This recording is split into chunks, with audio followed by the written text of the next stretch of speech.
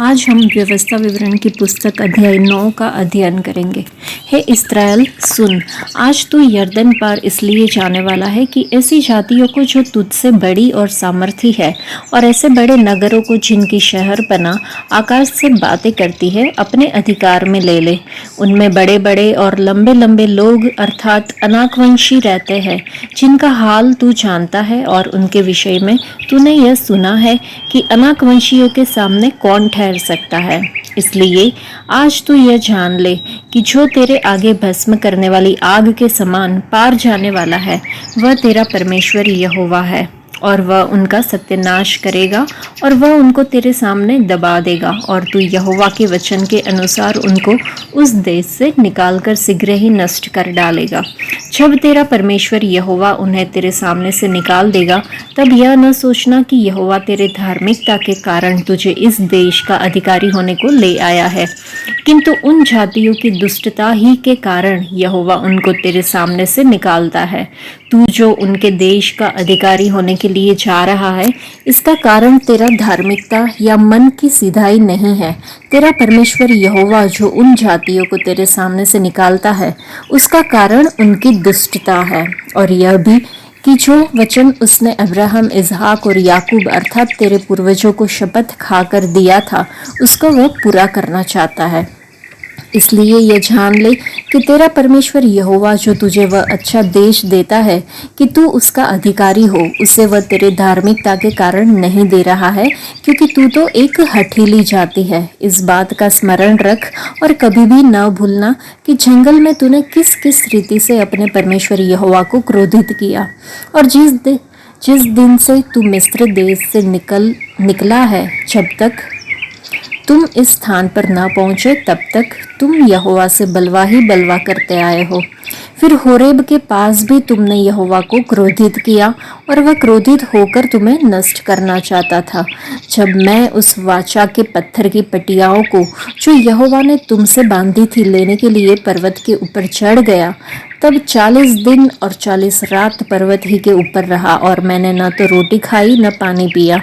और यहोवा ने मुझे अपने ही हाथ की लिखी हुई पत्थर की दोनों पटियाओं को सौंप दिया, और वे ही वचन जिन्हें यहोवा ने पर्वत के ऊपर आग के मध्य में से सभा के दिन तुमसे कहे थे, वे सब उन पर लिखे हुए थे।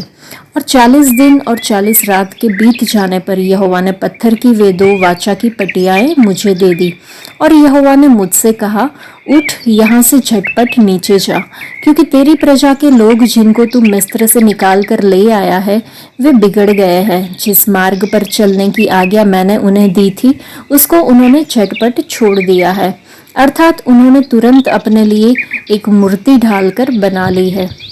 फिर यहोवा ने मुझसे यह भी कहा, मैंने उन लोगों को देख लिया, वे हठीली जाति के लोग हैं, इसलिए अब मुझे तू मत रोक, ताकि मैं उन्हें नष्ट कर डालूं और धरती के ऊपर से उनका नाम या चिन्ह तक मिटा डालूं।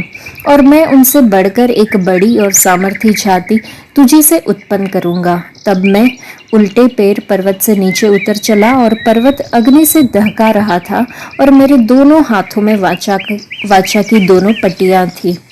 और मैंने देखा कि तुमने अपने परमेश्वर यहोवा के विरुद्ध महापाप किया और अपने लिए एक बछड़ा ढालकर बना लिया है, और तुरंत उस मार्ग से जिस पर चलने की आज्ञा यहोवा ने तुमको दी थी, उसको तुमने तज दिया।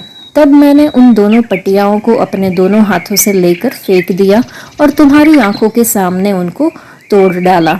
तब तुम्हारे उस महापाप के कारण जिसे करके तुमने यहोवा की दृष्टि में बुराई की और उसे रीस दिलाई थी, मैं यहोवा के सामने मुंह के बल गिर पड़ा, और पहले के समान अर्थात 40 दिन और 40 रात तक न तो रोटी खाई और न पानी पिया।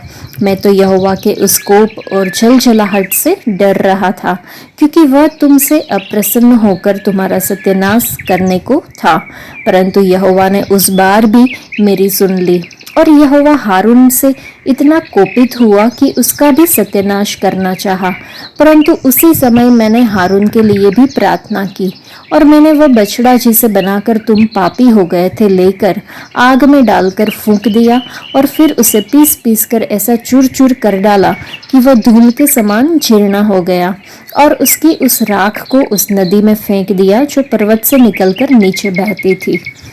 फिर तबेरा और मस्सा और किब्रोतहतावा में भी तुमने यहोवा को रीस दिलाई थी। फिर जब यहोवा ने तुमको कादेश बरने से यह कहकर भेजा, जाकर उस देश के जिसे मैंने तुम्हें दिया है अधिकारी हो जाओ, तब भी तुमने अपने परमेश्वर यहोवा की आज्ञा के विरुद्ध बलवा किया और न तो उसका विश्वास किया और न उसकी बात ही मानी। जिस दिन से मैं तुम्हें जानता हूँ उस दिन से तुम यहोवा से बलवाही करते आए हो। मैं यहोवा के सामने 40 दिन और 40 रात मुंह के बल पड़ा रहा, क्योंकि यहोवा ने कह दिया था कि वह तुम्हारा सत्यानाश करेगा। और मैंने यहोवा से यह प्रार्थना की, हे प्रभु यहोवा, अपना प्रजा रूपी नीच भाग जिनको तूने अपने महान प्रताप से छुड़ा लिया है और जिनको तूने अपने बलवंत हाथ से मिस्र से निकाल लिया है, उन्हें नष्ट न कर।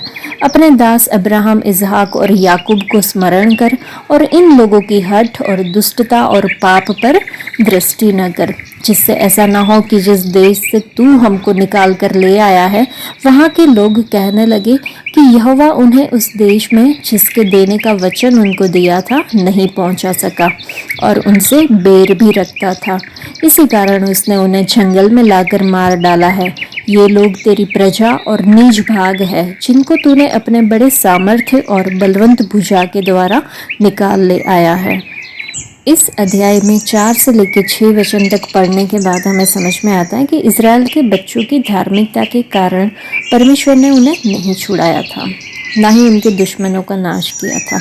इज़राइल के लोग कनान के लोगों की दुष्टता के कारण कनान देश पर कब्जा कर लेंगे, न कि इज़राइल के बच्चों की धार्मिकता के कारण। कनान के लोगों की दुष्टता के कारण परमेश्वर ने न्याय करने के लिए इज़राइल के बच्चों को चुना।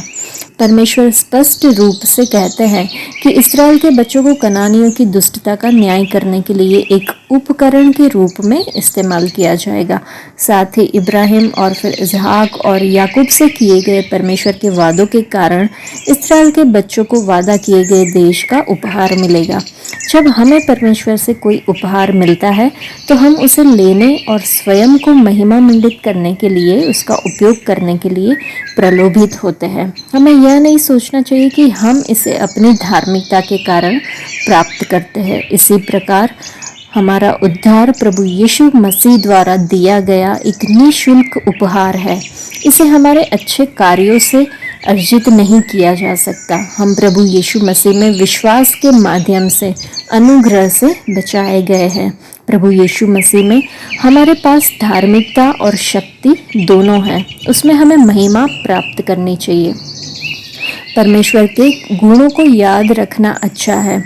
इज़राइल की पूरी जंगल यात्रा एक प्रमुख शब्द पर आधारित थी, जो था याद रखे। जब वे कनान में प्रवेश करने वाले थे, लोगों की कमजोरियों को जानते हुए मूसा हमें परमेश्वर और उसके गुणों के बारे में सब कुछ याद रखने के महत्व की याद दिलाते हैं। मूसा हारून की मृत्यु के बाद भी लोगों और परमेश्वर के बीच की खाई में खड़ा रहा।